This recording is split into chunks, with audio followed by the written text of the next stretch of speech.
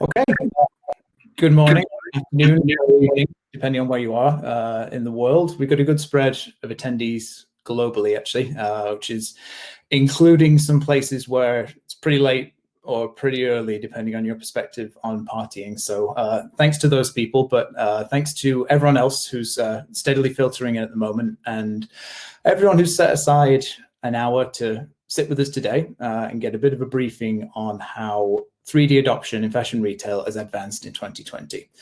Anyone who doesn't know me, I'm Ben. I'm the editor of the Interline, which is a pure play fashion technology publication. I've also been a fashion tech researcher and a writer for about 10 years prior to this one. And in that time, I've covered 3D and digital product creation multiple times. In fact, I remember putting out a detailed research publication in 2015, at which time it seemed like interest in digital product creation, DPC, was reaching a bit of a peak. But this year, from our perspective at least, has completely blown past that level of interest. And I think that's potentially been spurred on by what's been a unique and uniquely horrible year. So the Interline actually covered 3D this spring over the course of 2 months. And it became evident then that it was still one of fashion's hottest topics, if not its hottest. So when we were approached by Kalypso, along with the Kelley School of Business, to partner on their latest research project, I jumped at the chance because it is an opportunity for me to try and gauge just how far that interest, which we're seeing from brands and retailers of all shapes and sizes around the world, how far that was translating into actual adoption. And that's what we're going to be looking at here today. Up to the minute data that demonstrates how far the vision for 3D and digital product creation has become a reality. And those are taken from an industry-wide survey that ran this autumn, or fall, I should say, for global audiences. So you'll see next to me we have Will Yester, who's a director in Kalypso's retail team. Will headed up this research, and I'm going to be handing over to him in a moment so he can spend 10-15 minutes showcasing and interpreting some of the key findings from the research.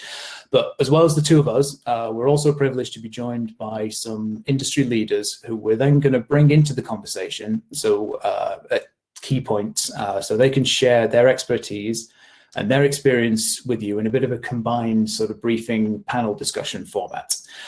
They are, as you'll see in front of you, in alphabetical order by surname. We have Emilian Arbes. Now, Emilian leads the charge on digital product creation and 3D adoption for the footwear division of Salomon and Amer Sports. We're then joined by Dwayne Cato. Dwayne works as VP of Digital Product Creation at PVH Corporation in New York, where he's reshaping the end-to-end customer journey as a digital-only experience. And last but by no means least, we have Moin Roberts-Islam, who is the Technology Development Manager at the Fashion Innovation Agency at the London College of Fashion. Moin's in a bit of a unique position in that he oversees the FIA's work bringing together fashion brands and emerging tech partners, as well as working with some of the next generation of digital talent. And we're going to circle back around to each of these guys throughout the session. So if you'd like to try and put any questions to any of them or to Will and I as we go, you can type those into the chat window. If we have time, we'll work them into the discussion. If we don't, we'll either could buffer them around and come back and tackle them at the end, or if we're really short on time, I will take them offline and I'll make sure that Will or I or somebody from the panel can come back to you via the email address that you provided when you registered. For now, though, I'm going to hand over to Will, who's going to explain some of the history, the purpose, the methods, and some of the key results of this year's survey. Thanks, Will. Thank you, Ben. Appreciate the intro. I am going to try to keep this as brief as possible, given that I want our distinguished panel to be able to really paint their experiences into what is some fairly quantitative data. But I do want to just introduce the survey a little bit, talk about how we got here. Kalypso, for those of you who haven't come across us, we're a global management consulting firm. We're really specialized in the product design and development space and spend a lot of our time now working with clients to understand how digital tools and capabilities can augment or, in some cases, really fundamentally change the way products are designed and developed. We started this research in 2016. I heard Ben mention that he had done a deep dive back in 2015 it was really right around that area that we as a consulting firm saw some deep interest in this capability. There was a few PI Apparel New Yorks that maybe some folks on this call joined, where it seemed like the conversation shifted from product lifecycle management being the leading topic into 3D and experimenting with 3D capabilities within design and development. So we kicked off this research, coming out of some of those events in the summer of 2016, really to try to put some data to what we were seeing and hearing from our clients in the marketplace. Really understand, how far are our clients adopting these capabilities? How much and where are they making investments? And where are they starting to achieve benefits? So we've now got 5 years of data. This is the 5th year that we'll be sharing today. And it's actually the 2nd year where we're talking specifically about digital product creation maturity. And I'll talk about that in a minute. But this is an aggregate survey, and that's why I think it's great to have some panelists to paint some specific instances. But our goal of the survey, as Ben said, is to really pull our client base, our key partners like the Interlines, key contacts, and understand, across the retail footwear and apparel space, where's the center of gravity around some of these capabilities and some of these investments. So I think as we get to the research later, what you'll see is a good average, and then we'll have our panelists paint some of their specific instances, maybe to bring color to that. So I want to just kick off here with, this is a framework that we use at Kalypso quite a lot, called the digital thread. When we talk about digital product creation and 3D capabilities, we really want that to be an end-to-end conversation. So it was great to hear that Dwayne and some of our other panelists similarly bring an end-to-end perspective to how these capabilities can change a business.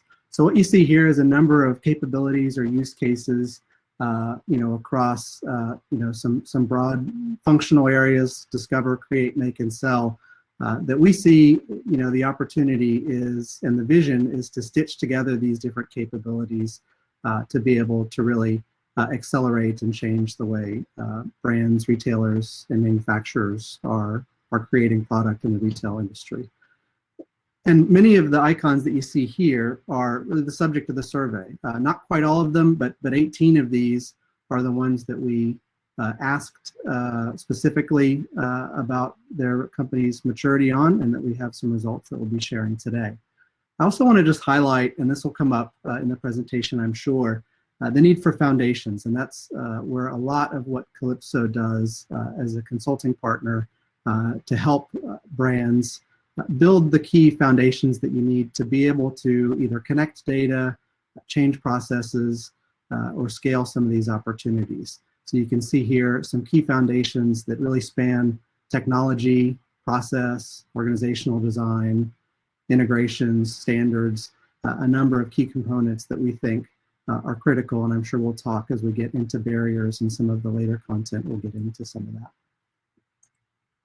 So a little bit on demographics of the survey. To this point, we have 41 respondents. We typically get between 40 and 50. The survey is actually still open, and if you haven't taken the survey, at the end we'll be sharing a link where you can go and submit your brand's own responses, and we'd be happy to respond and share how your brand stacks up with the aggregate of the industry. But up to this point, for this first readout of the results, we've got 41 respondents. And you can see here how the respondents, the individuals who completed the survey, are spread across different corporate functions. We definitely work with our clients. This is an end-to-end capability, so finding the right person who's got a broad enough vision to be able to understand something that might be happening with design, with materials, downstream with e-commerce, that's often quite challenging. So we certainly look for those executives, those operations folks. In a lot of cases, IT resources will have sort of an end-to-end perspective. But we also, take feedback from product development, merchandising, and product design. They tend to be the functional key participants in a lot of this survey. So I just wanted to share here, so you can see how our respondents stack up across function. And then across revenue and product categories. So you can see here a pretty good cross-section of company size. We have about a quarter of the participants have annual revenue of over $5 billion, so would be considered quite large. We have a number who are, small, whether they're smaller digital native brands or fashion brands in the 0 to 500 million range. And then we have some who are private or just preferred not to share revenue and selected not available. But as you can see, a pretty good breadth of size. And then also we asked, what categories does your company or brand design and develop? Almost everyone, probably everyone but one, make apparel. About 2/3 offer accessories and equipment. About half footwear, and about a quarter have a home lines or hard lines or home goods category that they support. So talk about how we set up the survey. We've got a 5-point scale, and essentially for each of the use cases that we ask, we have the respondents to indicate what they feel that their organization's current maturity level is, and then we ask them what their future maturity level is, and we define that is in 2 years. So if this survey was largely completed, as Ben said, in the autumn or fall of 2020, we're asking them where they think their company will be in the same time, autumn or fall of 2022. You could argue all day on what's the right horizon here. Obviously, if we go too far out, we're going to get a lot of 5s, and some of the content is going to lose some meaning. We chose 2 years because it's just far enough. It's just outside of the planning horizon or the detailed planning horizon of a lot of these companies, and also just gives us a real sense of how things are going to evolve a little bit more in a little bit more of a granular view. You can see here the scale. We have specific definitions for each use case, but in general, the scale is set out as this. If you say that you're a 1 in that capability, it means that you've really done little to nothing in that area. You've done little experimentation. You haven't, at a corporate level, thought very much about how that can impact your business. If you're a 3, it means you have done some experimentation. You've done some formal proof of concepts and maybe even pilots. And if you're a 5, it means your use case has been implemented and scaled across, a meaningful amount of your brand's business. So that is a good setup for the 2019 results, which is what I want to just kick off with to provide context of what we heard last year. And again, last year was the first year that we used this framework. This year, it's exciting that we've now got 2 years, and a lot of our conversation on the next slide, as we start to bring our panel in, is how things have changed between 2019 and 2020, which is interesting in every year, but I think in particular in this year, worthy of a deep dive. So I'm going to build this out, and you can kind of see how the 2019 results, what we started to see last year as we ask. Again, this is an industry aggregate view. So from a current state perspective, in general, our create use cases there in the purple, we found that, most of our clients or the respondents were somewhere between 2 and 3, at least on the top 3 capabilities, and on some of the bottom 3 capabilities, maybe between 1 and 2. And then as we asked them what, in this case, 2021 looked like, again, thinking back to the results last year, we're planning ahead for 2021. Many of them expected to, shoot through proof of concepts, and in some cases be in the process of scaling. So at a general level, that's what we saw. Kind of an average of those use cases was around 2, so in the development strategy phase, and then from a feature perspective, 2.96. Just going to build this one out quickly. As we go into the make space, we see digital product development taking a lead, and sort of from a current state perspective being on par with 3D design and material design. We distinguish as Kalypso, these all have definitions if you go in and complete the survey, but we really distinguish digital product development as the usage of 3D tools by tech designers, pattern makers, really more in the space of getting a design ready for manufacturing and ready for specification and validation, as opposed to 3D product design, we define as the use of 3D capabilities by the design function to create new designs, new styles, new colorways, or new concepts. So just a distinction there, sort of anticipating a question that we often get between those 2 use cases. As we build the future state for Make, similar story in terms of an average.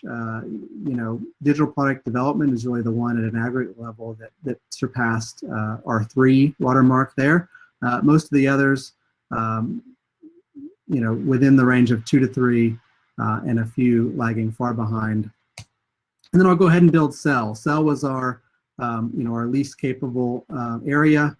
This is really defined as using some of those assets in the selling process, whether that's in assortment work, in a virtual showroom environment, and then obviously using assets for either retail, for marketing, for e-commerce. In general, this was an area that was less mature than our Create and Make areas.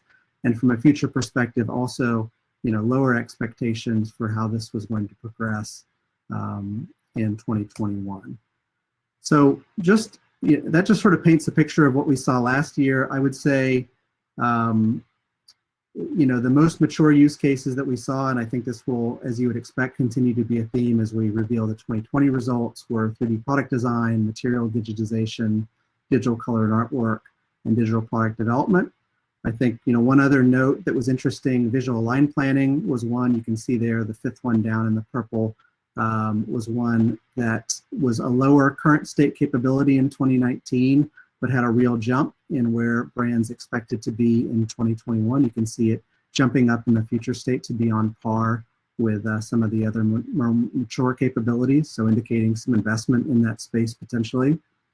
But overall, I think the story from 2019 was that as an industry, very few were scaling these capabilities in a big way. We got very few 4s and 5s throughout the entire survey. And this includes a number of brands that would be considered mature and would be considered sort of on the speaking circuit in the industry. Overall was that this industry in 2019 is still in a strategy and proof of concept phase and is not quite yet ready for scaling. So I'm going to transition now to the 2020 results. I'm actually going to drop off camera and would like our panelists to join. Let me see if I can. There we go. Apologies. I see. Okay. So talk about 2020, and I'm going to, Ben and I are just going to ask some questions of the panelists as we look at how things have changed. And I've gone ahead and built out our Create use cases for 2020, and I'll just sort of orient you to the results. Similar to 2019, our arrows are our current capabilities, our diamonds are future, which is now 2022 capabilities, and the colored bars there are the change from last year. So on the Create side, I think what we obviously saw here, we saw modest movement in the current state. We saw an average shift of 0.37. We're still largely from a current state perspective in those capabilities, between developing strategy and conducting POCs.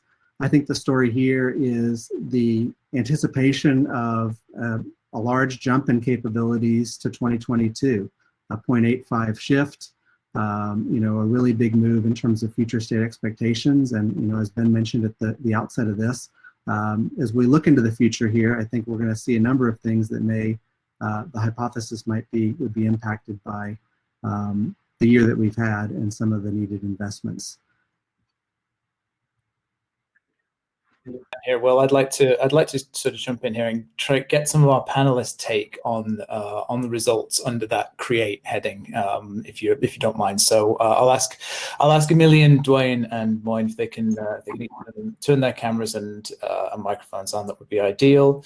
So Dwayne, I'm going to come to you first. So you've got 3D design and materials, you got voice of the customer integration, and you got visual line planning. They're all big movers there.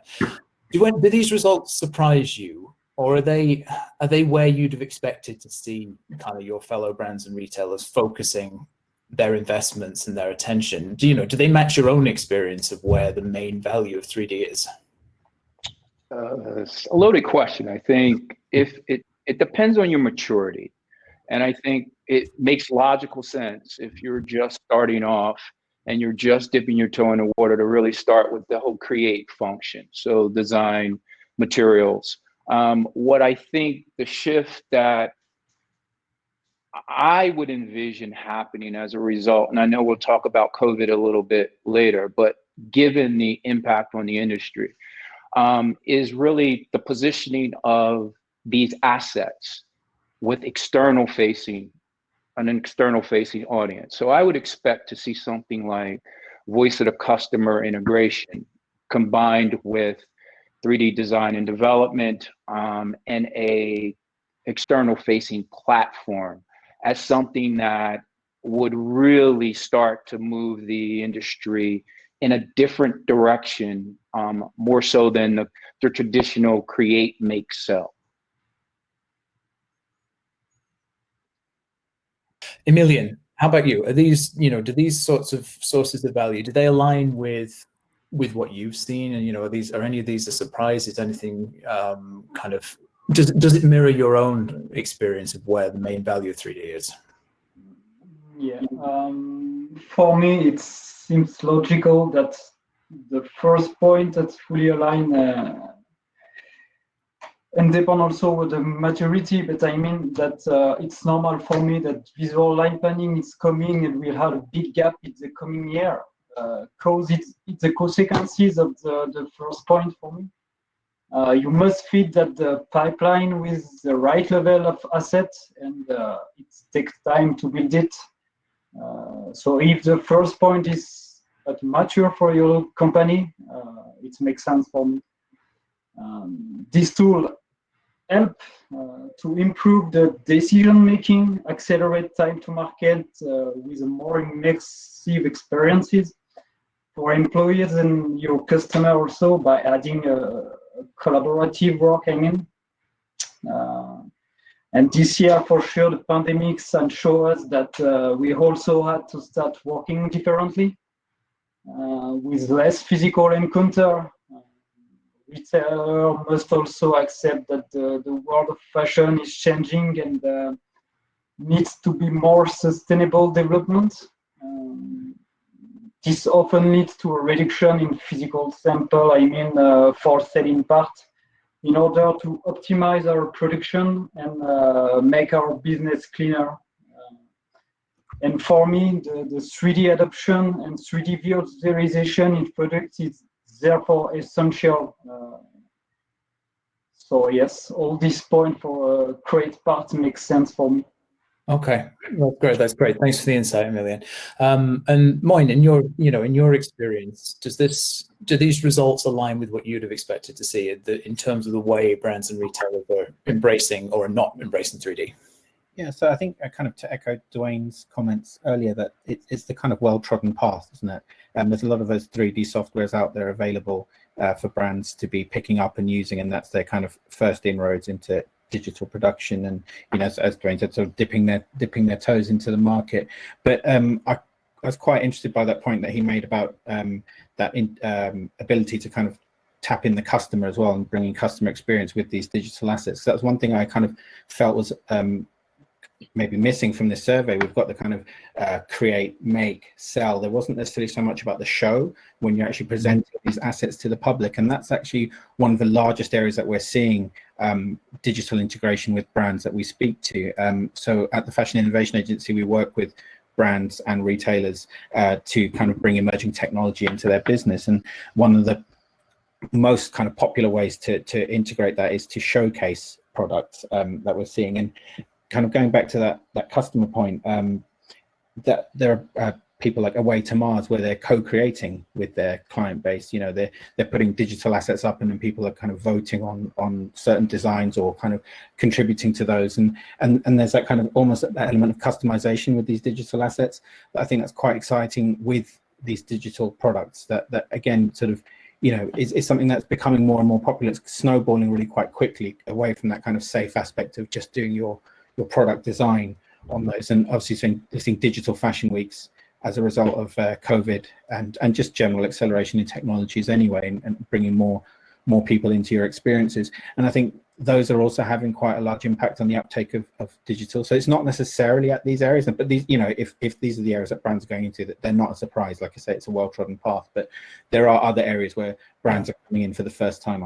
That's what we've experienced. Yeah, I think we will. There are some results later on that touch on some of the lack of adoption, or a kind of slow adoption, if you like, around the visualization, things like that. So I think we will circle back to that a little later on. For now, though, I'm going to cease my interruption. I'll hand back over to Will to tackle the make side of things.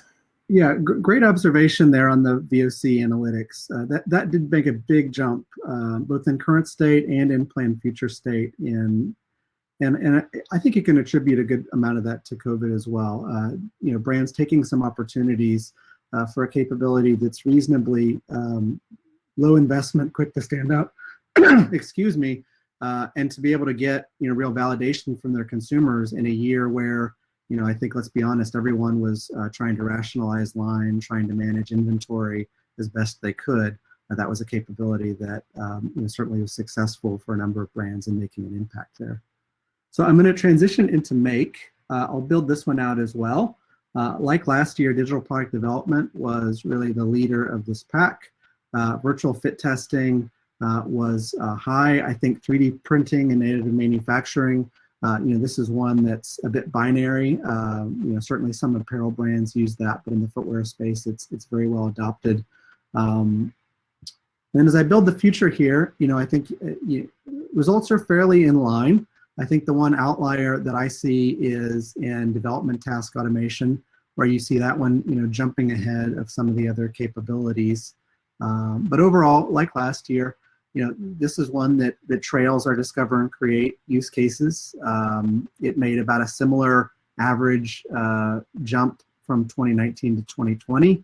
And in future state, though, we see a similar move and a similar expectation of scale in 2022 in terms of about a 0.84 average shift. I'd like to, if I don't jump in for a second there, Will, if you don't mind. So that the development task automation is an interesting one, because I think some of that could perhaps be due to some of the high-profile announcements we've been seeing of integrations between 3D and PLM. So that's certainly something that I would perhaps expect. What I'd like to do, I'd like to see Dwayne and Emilian as representatives of companies that use both, that use 3D and PLM. I'd love to see if we could just get your take on that side of things. You want me to go first? Oh, No, Emilio, you're up. Go up. Okay. So it's certain that it's an opportunity for the next few years to use the joint with the adoption of 3D to link the PLM system to your digital twins, linking your design creation to the BOM with all the product related metadata. I mean, at least as much of the metadata as possible will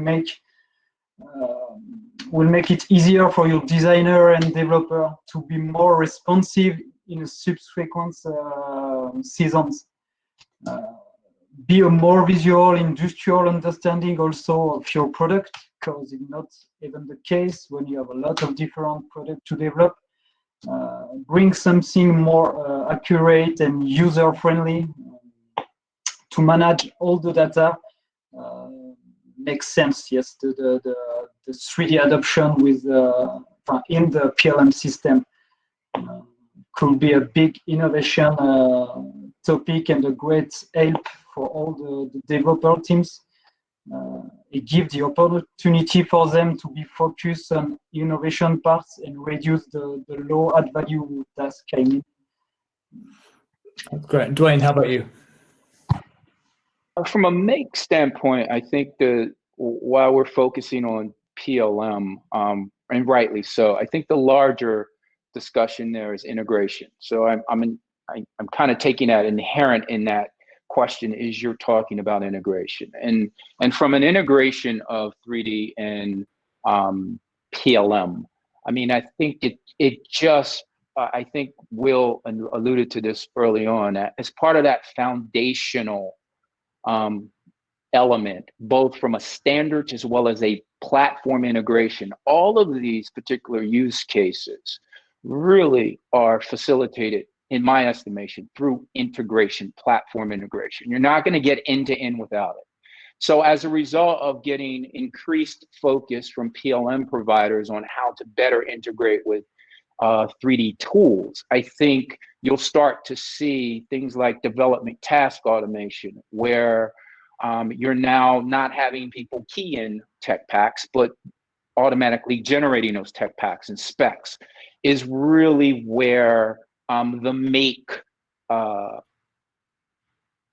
arena starts to get more fuel more adoption, because you're not duplicating work in that you're creating materials in a PLM system that you then have to recreate in a 3D system. So I think that whole interest in PLM and they're fueling some integration that hopefully becomes more standard out of the box could only help accelerate this area. I appreciate your take there. Will, I'll let you get on with the rest of the slide with no more interruptions. No worries. That's great. I totally agree.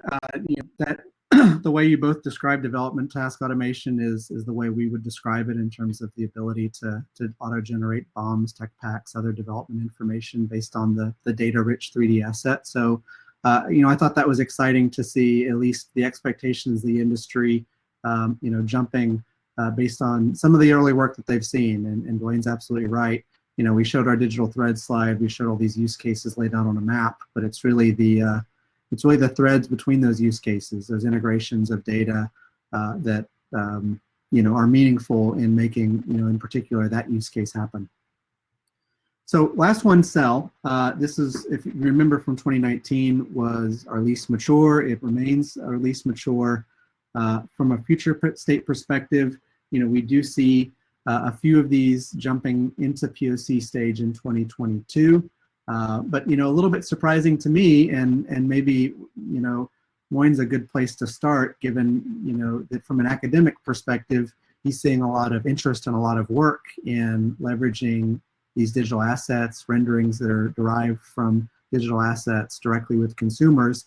For whatever reason, the industry either has decided this is not something they're ready to scale, or they feel like more work needs to be done. Would love to hear from the panel on why some of these Cell use cases tend to be lagging behind, and whether this aligns with what you are seeing in some of your brains.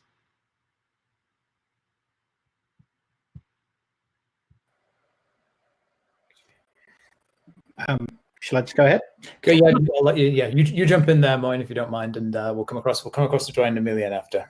Yeah. So we are seeing some movement in those areas, but as you've mentioned, there was a bit of reluctance to kind of get involved there. I think there was a bit of uncertainty on brand side in terms of the quality of the output and the realism of the output, because obviously, for brands to put their product digitally online and start selling that or using that to represent them, they need to be confident in the ability of the medium to reflect the quality of their product. And there have been sort of significant developments recently on the technological side where that really is the case. And even if you're not just digitally modeling the items, you can use photogrammetry, you can use volumetric capture and get kind of really photorealistic representations, and putting those into experiences for your customers. So I think that's where we've seen the reluctance initially, but since March onwards, with COVID being in place, we have seen brands kind of out of necessity experimenting in these areas, and we've run a number of projects just in the last few months where brands are utilizing digital assets, and to the point where there are actually brands using digital only clothing. So there are assets going into video games like Fortnite and so on, from really large brands. Where people are paying to kind of use these skins to represent those brands in their online life.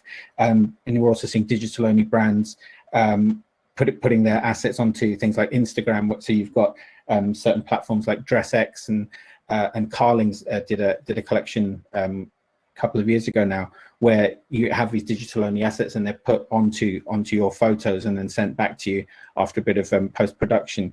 And you know, the ability to tie that into the story around sustainability has been really important for some brands. But you know, going back to what you're saying, there was that initial reluctance, but we're seeing that kind of breaking down more and more so.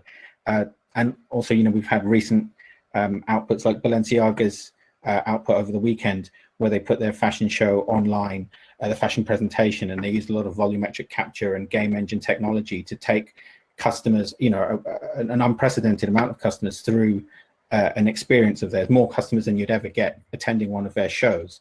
And you know, that ability to do that and reach a new audience and wow them and spend that kind of budget that was normally set aside for catwalks on something that gives you a really tangible output in the world without having to actually physically create something is really quite powerful.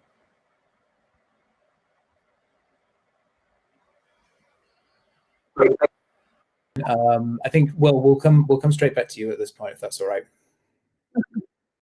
So we'll spend a lot of time on this slide. Obviously, this is just an overview of the 2020 results. We're going to go a little bit deeper in a few areas, but I think, you know, my overall takeaway as we sort of paint the picture here is, you know, we're still in a space as an industry of strategy and POCs from a current state perspective. But I think the highlight that I took away was just the immense movement right in expectations around where we're going to be in 2022.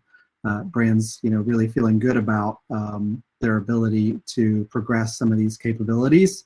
And I think some of that, let's be honest, is due to COVID. So I wanted to naturally ask this question in the survey, is just what impact has COVID made? You know, 93% believe that this has accelerated their transformation. That's certainly a story that you hear anecdotally in the press and through people you talk to, but you know, the survey really backs that up with the big shifts to the right in future state expectations. We also asked whether COVID and the pandemic, you know, changed their strategy, changed what they were investing in at all, and 78% said that it had. And then, you know, I think maybe a little bit more discouraging of a note, although 59% is not terrible, but you know, only 59% felt like they sort of had it figured out, felt like they had a clearly defined strategy around where to go in response to this and in response to what's a little bit different world than where they were a year ago. Yeah, I think I'll jump in here. Well, I think it's fair to say that this year's it's shown just how suddenly disruption can arrive and how massive an impact it can have. So I mean, I'm sure I speak for everybody speaking and everybody watching today when I say that I hope 2020 is a once in a lifetime thing. But a lot of the data that's out there generally, not specific to the survey necessarily, suggests that disruption is going to become more commonplace and it's going to become a more prominent force in the near future. So from that point of view, there's a decent sized gap, I think, between companies that are using 3D to solve a current pressing challenge, like replacing physical samples with digital twins, which we all know about, and then some of the more sustainable, like longer term transformations. So I'd like to bring the panel in, and I'm going to come to Dwayne first, and I'm going to ask what advice they would give to a brand or retailer that might be trying right now this short-term use of 3D into longer-term transformation. Good question. I think it goes back to a little bit what was just being discussed on the last question about sell, because I think, and we call it sell, but I really think a lot of the use cases initially for 3D have been projected for internal use, for design and development teams, for, you know, visual line planning, to get a product made. And I think the COVID changed everything in that. And I would agree that you need to plan for the next disruption. And COVID for most of us meant that you couldn't get a product made. There was no factories open. There were no suppliers open. There were no people walking in stores. So I think any way you can shape and I think expedite taking these assets and positioning them externally. So going straight, and this is assuming that you have a level of maturity in creating those assets and perfecting those assets so that they're elevated. But once you have that discipline, really being able to test a product before you make that product. So position it directly on e-com, because if a lot of people who actually had a practice in 3D during this pandemic realized quickly that since I can't get a sample made and I can't traditional way, I'm going to go directly from, creation to positioning something on e-com and doing things like A/B testing. You have to just gauge, get feedback. So the whole paradigm shift that I mentioned previously is trying to now leverage 3D to go to a design, sell, make scenario. And when you really start thinking about the impact that has on things like inventory, right? So a lot of people got caught with a glut of inventory as a result of COVID. When you think about markdowns and, all the raw material liabilities, if I'm positioning these assets and getting feedback on social, e-com, before I've committed to manufacturing, I think that's what gets me really excited. Right. And don't get me wrong, those internal use cases still have value. But from a transformation perspective, and given the negative impacts of COVID, I think we need to start to think about how we get these assets out of the internal four walls of an organization and position them externally to get feedback to can really impact our bottom line. Emilian, how about you? Have you got any kind of a perspective on this as well? I think everyone's experienced disruption this year, so I'd like to see your take on it. I think that Dwayne said everything from my side, but it's sure that it's difficult to measure now the return of investment of the 3D adoption and the DPC adoption, but it's sure that we need to go in this way and to be able to imagine how to change that tomorrow we produce before to sell, and I think that tomorrow it will be the biggest impact with the 3D. It's to sell before to produce and to avoid to manage as better as possible your stock and stuff like this. Yes, this is my opinion. Yeah, that's perfect. Thanks, Emilian. I really appreciate the perspective from you two guys. I'm going to hand back to Will here just to try and keep us on track. Yeah, thanks, Ben. Thanks, panel. So I'm going to cover this one just really quickly. In addition to asking maturity, we also ask which of those use cases they are investing in, or when they expect to invest if they're not investing. So, I think this lines up well with the maturity. Our top 4 use cases in terms of investment are digital product development, 3D product design. So naturally, those were 2 of the top. Virtual fit testing and virtual line planning are a bit interesting because from a current state maturity perspective, they were lagging a little bit behind. But I think you can see by the investment numbers a plan to start to accelerate those. And then we also, like to look at what is not on the radar. So this one's a bit interesting, and I'll try to explain a little bit of what I'm seeing in some of these. These are basically use cases that the majority of folks said that they had no plan to invest in. Automated cut and sew, automated production. We tend to see the people who respond yes to this as those who own some amount of their manufacturing assets, and we know that many of the brands do not. So this ends up in somewhat of a binary way, being one that we don't see a ton of work on. I think virtual consumer try-on is one it's always been viewed as a future state use case in terms of different technologies that can allow consumers buying on e-commerce better certainty to fit, either using those digital assets or using data. This is one that actually made a pretty big leap in maturity this year, and I think you can attribute that one to COVID and sort of the acceleration of some e-commerce efforts, but is still not quite on the radar yet. And then customization platforms, so the ability to post assets online and to allow users to customize either color or add different embellishments. This also tends to be a bit of a binary one in the sense that either it's part of your brand strategy, part of your identity, and something that you want to invest in, or it's not. So that's just a little bit of what we see in terms of investment. But I'm gonna move on to the next slide because I really want to get the panel to weigh in on this one, and it's around barriers. So I'll let Ben just take us through the results here. Yeah, I'm going to jump in on this one because this is my favorite slide.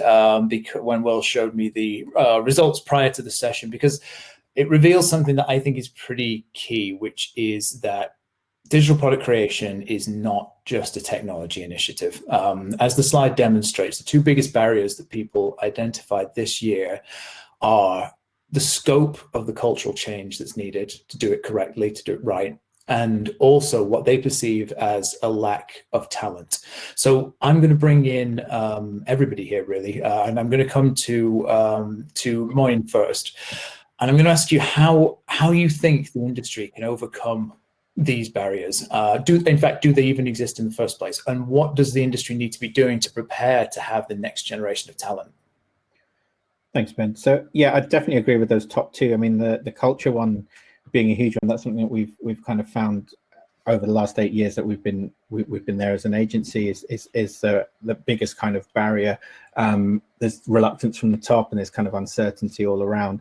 But the talent question is also an important one because there aren't many brands of any size that have that kind of able team within their kind of remit to be doing this kind of on an ongoing basis. There are some of the larger luxury brands that are starting to do that, but on the whole, we're finding that brands are having to outsource. So they're going to external agencies, and they want someone else to have done it first. That's been one of the things that we've seen is, anything new that's coming out, they want it to tried and tested. They want to know the ROI. They want to have seen the kind of A/B testing that Dwayne was referring to earlier. And so at the Fashion Innovation Agency, that's one of the things that we are actually trying to do. We work on projects that are 3 to 5 years out. So we look at technologies that aren't quite industry ready yet. They're not fully scalable, but we're trying to kind of road test them now and find data around them so that by the time brands get around to utilizing those technologies, we've got some of the data around that. And that's one of the ways we're looking to kind of help brands to tackle that. But the other way that we're looking at it is directly with the student body at London College of Fashion.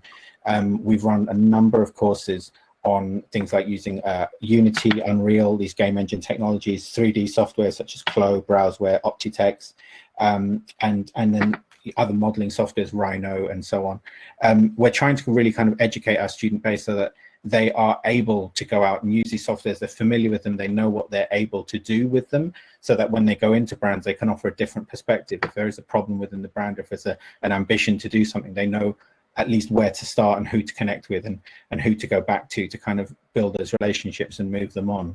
So I think, yeah, brands of any size looking to do this, they need to just, if they don't have the skills in-house, and that's really quite often the case, just look outside your organization, go and find people with expertise and go and start hiring graduates who do have it. And there are graduates out there who do have that expertise, a number of them from LCF. I don't want to big us up too much. I know a lot of the other universities, fashion universities in particular, are using those technologies, but that's definitely the way to go. It's encouraging to know that there is a next generation out there that's prepared for the demands of digital product creation. Dwayne, in your experience, tell me a bit about the cultural aspect, because the major barrier there is process and culture, and I don't think anybody would argue that there isn't a big cultural component to this sort of digital product creation, to real adoption of 3D. How did you manage that in your case?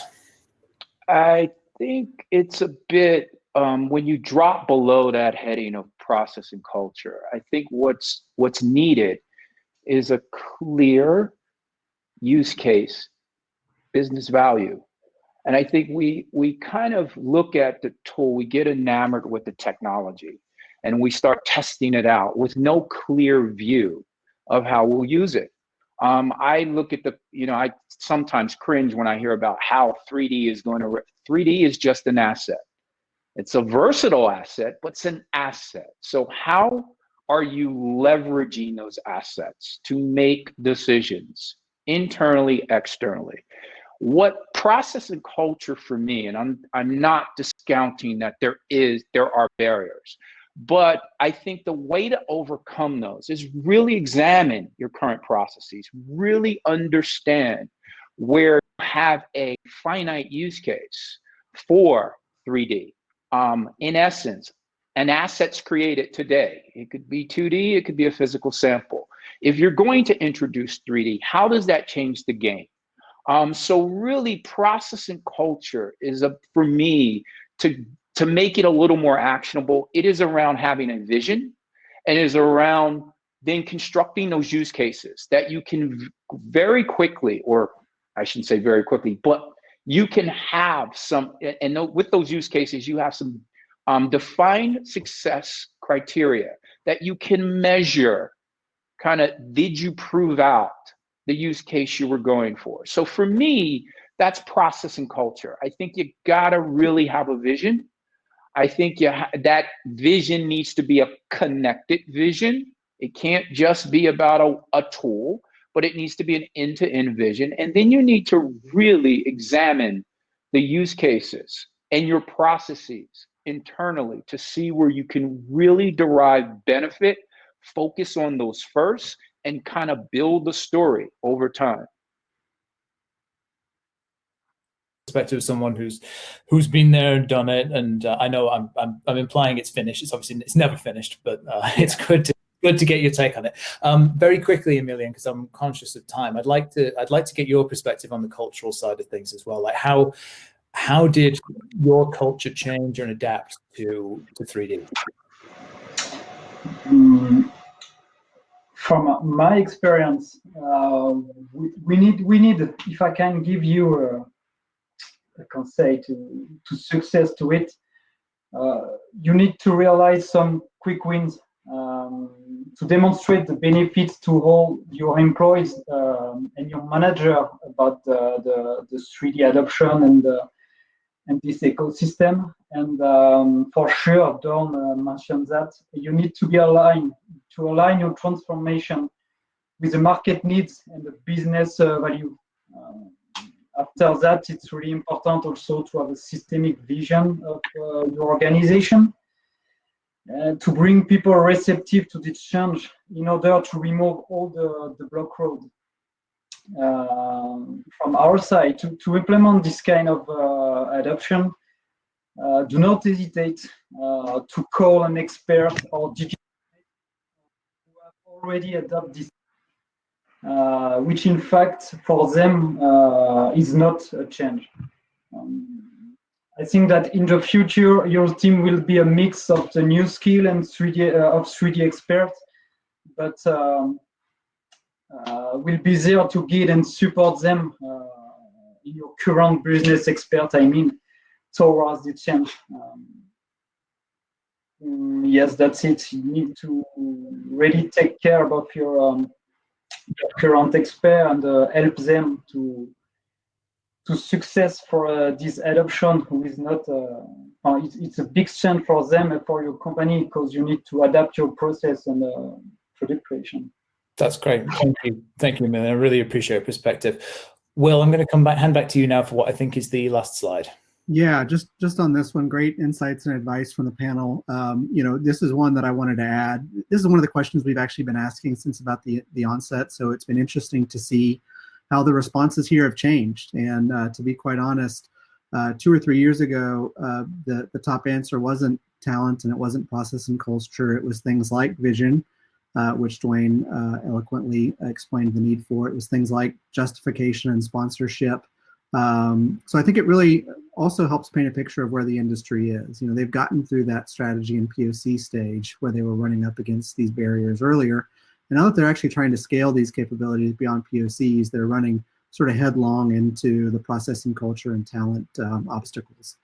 So last question, it really feeds into the idea of talent and some of the comments that Moin was making about who's doing the work. And I know this is a question Kalypso gets quite a lot. Ben mentioned he gets this question from brands as well, which is, who right now is building 3D product assets? Who in your organization is building and digitizing materials. And I'll just sort of highlight what we found. We gave respondents the ability to spread 100% across these 5 different groups.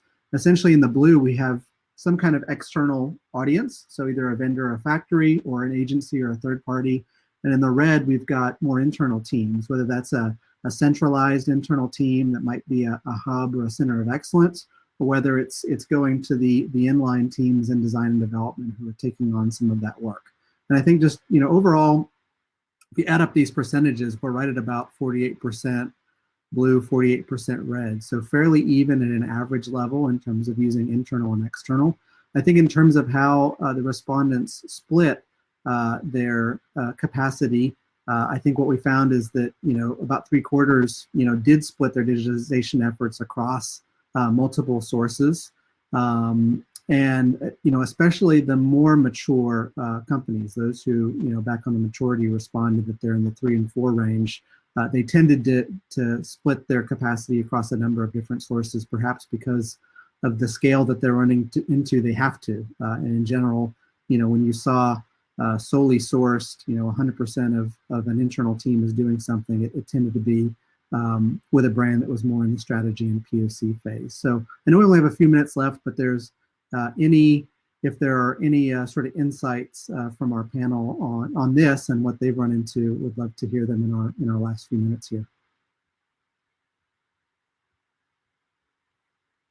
Definitely be interested there as well. I think, Dwayne, does that picture kind of gel with your experience in terms of where the asset creation is actually being done? And by the same logic, are there any lessons you've learned over the last couple of years in terms of resourcing for creating digital products, digital materials? Yeah, I think it's, once again, I hate to belabor the point, but it's based on use case, and it's really about, you got to look at where you're getting capacity. So who's actually developing your samples today? Who's developing your product? And it becomes daunting if you just look to build an internal team, right? If that's not where you get your capacity to design and develop product today, it's really difficult sell out of the gate to say, oh, I'm going to hire X number of people now to do 3D design and development. So this slide doesn't surprise me. I'm assuming, the assumption I make here is that the companies that are leveraging multiple sources are placing or looking for opportunities in their vendor and supplier base to say, you know what, we rely on you today for sampling. Do you have the capacity to do 3D? And if so, position that development there. Because otherwise, that becomes one of the major hurdles that I've seen out of the gate, where part and parcel to really adopting 3D technology is that you're going to propose that you need X number of new headcount. So I just think you need to examine in your process today where you get your capacity and investigate those sources first, as are they real opportunities to leverage 3D, introduce 3D? Do they have the capacity to do it? And I think that makes the path to scalability, as well as just, enabling the continuum of taking, step 1, step 2, step 3, easier, rather than trying to immediately assume that you're just going to do all this internal development around. Yeah, super quickly, Dwayne, we've actually, and if anybody who wants to jump in on this one, we've had a question from the audience, which is saying that if there is a bulk of product creation being done by vendors, what sort of structure are brands using to compensate them for this? Because you mentioned the capacity, Dwayne, but what does the reward structure look like? What does the the division of labor look like there? On the vendor side?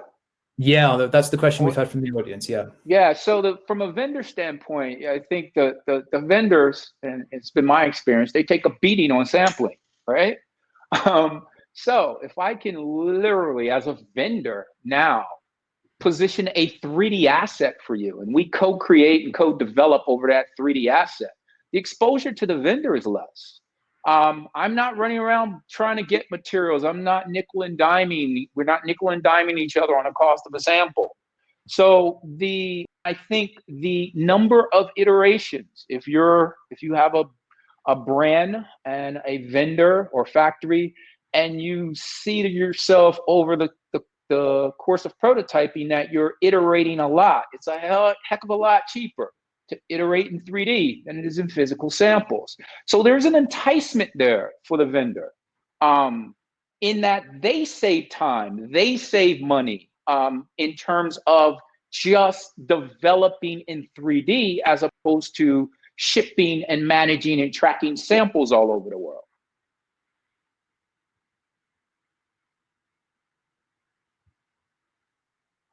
Where we've hit our hour now, and I don't want to take up any more of anybody's time. We did have a couple of audience questions, which I'm going to take offline, and I'm going to hook them up with who I think might.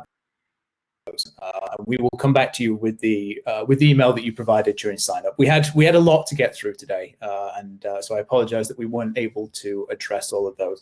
I will say we did have another comment from a different university saying there is in fact a good pool of 3D talent that is currently apparently struggling to find work. So there's definitely some matchmaking to be done there between brands and the people who would like to work for them. So I'd like to thank all the attendees for your time, and of course a huge thanks to all the panelists, and especially to Will for your valuable perspectives and for giving us a really detailed breakdown of a data set that I know it's been difficult to wrangle. So I hope everybody here found the briefing and the discussion useful. I think Will wants to quickly remind people of where the final results will be published, after which we'll be closing the session. So I'll also leave you with a call out to join the Interline's mailing list if you're interested in similar sorts of briefings, similar kind of content that's delivered by email every Friday. You're welcome to do that, free to join. Otherwise, I'll hand back to Will for a final close, and I'll thank you all again for your time. Thank you.